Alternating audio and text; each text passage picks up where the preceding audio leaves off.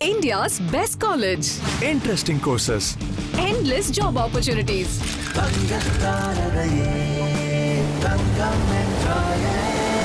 124 years அப்புறம் culinary ஒலிம்பிக்ஸ்ல gold medal win பண்ணது இந்தியாலயே எங்க காலேஜ் தான்.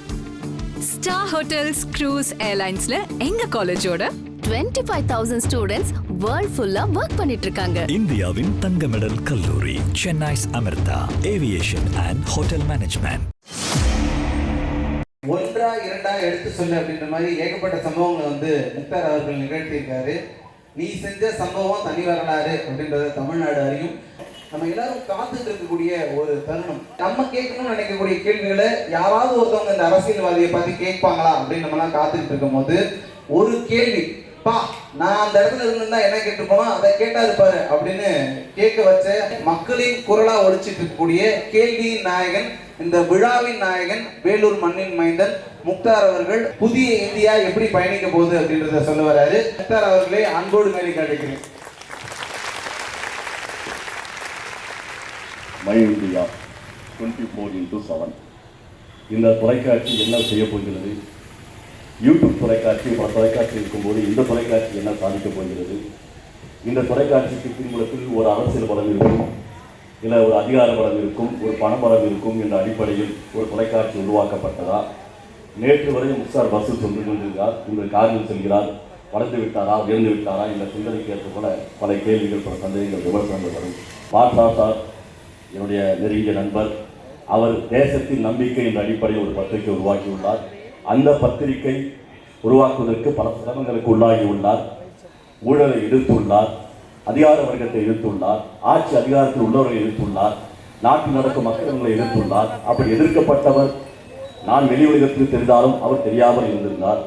அவருடைய பத்திரிகைகள் படிக்கும்போதுதான் அவருடைய நேர்மைத்தன்மையும் உண்மைத்தன்மையும், உண்மையானவர்கள் வெளி உலகத்துக்கு தெரிய மாட்டார்கள் என்ற சிந்தனை என் மனதில் ஓடியது.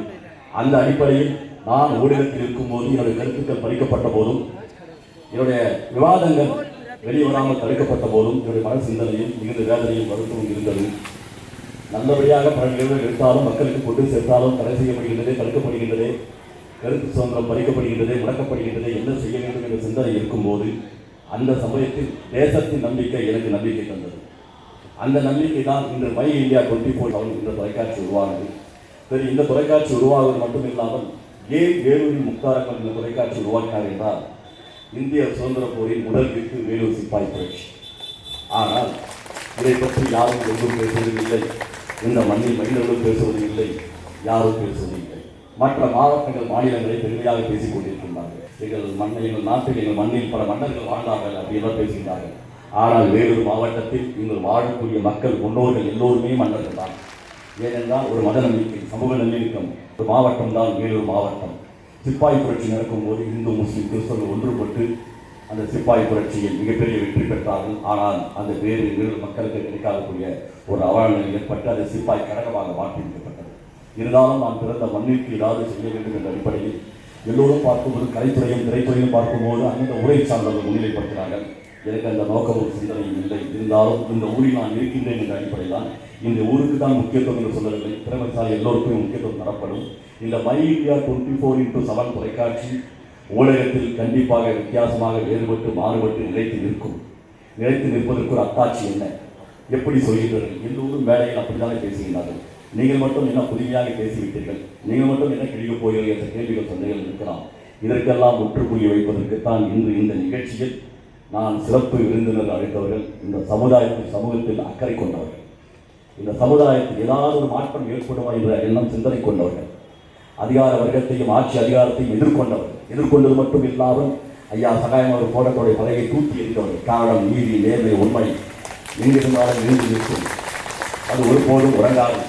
அதற்கான விதைகள் எங்கிருந்தாலும் விதைப்பேன், அது கண்டிப்பாக சரியாக மரமாக வளர்ந்து நிற்கும், நிலைத்து நிற்கும் என்ற அடிப்படை மட்டும் இல்லாமல் பாஷாவுடைய இலக்கையும் அவர் இணைத்தார் என்றால் உண்மை, நேர்மை உறுதியாக இருக்க வேண்டும். மற்ற ஊடகங்கள் போல முன்னிலையில் பேசுவதும் பின்னிலையில் மாறுபட்டு செல்வதும் நீங்கள் இருக்கக்கூடாது என்ற ஒரு அழுத்தமும், ஒரு கட்டமைப்பும், ஒரு கடிவாளமும் எங்களுக்கு போட்டுள்ளார். நாங்கள் ஒவ்வொரு கட்டத்திலும் சகாயம் ஐயா அவர்கள் எங்களுடைய இந்த நிகழ்ச்சியில் சிறப்பாக பங்கேற்று எங்களுக்கு ஒருங்கிணைத்து நீங்கள் நேர்மையாக செயல்பட வேண்டும், உங்கள் பாதை சீராக செயல்பட வேண்டும் என்று எங்களுக்கு உணர்ந்துள்ளார் என்பதை நாங்கள் உணர்ந்து செயல்படுவோம் என்பது இன்று மக்கள் மத்தியில் நாம் வாக்குறுதியை உறுதி வருகின்றோம். மற்ற ஊடகங்கள் போல இந்த மை இந்தியா 24/7 தொலைக்காட்சி யாருக்காகவும் சாதி மதம் இனம் பேதம் உணவு என்று எந்த அடிப்படையில் யாருக்கும் அடிபடையாமல் துணிந்து நிற்கும் தனிந்து நிற்கும் உங்களின் ஒருவனாக இந்த ஊடகம் செயல்படும் என்பதை நான் நன்றியுடன் தெரிவித்துக் கொள்கிறேன்.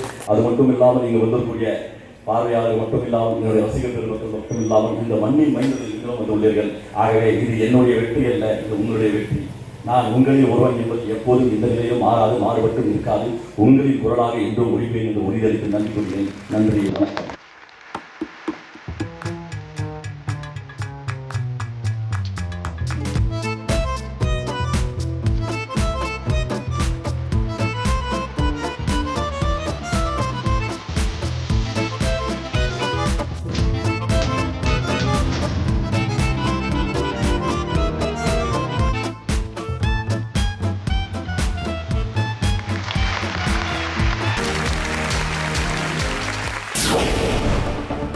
Breaking news. தமிழ்நாட்டின் தலைப்புச் செய்தியாக இருக்கும் சென்னை சமர்த்தாவிலிருந்து ஃபவுண்டர் திரு பூமிநாதனுடன் இணைகிறார் சிறப்பு செய்தியாளர் முக்தா.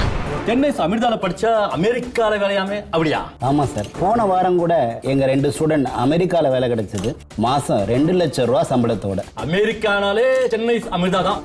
சென்னை சமர்தால ஈஸியா படிக்கலாம், வேர்ல்டு ஃபுல்லா பறக்கும். சென்னை சமர்த்தாவில் பிரீமியம் பேட்ச் கிளாஸ் வரும் ஜூன் 15 முதல் ஆரம்பம். Don't miss it.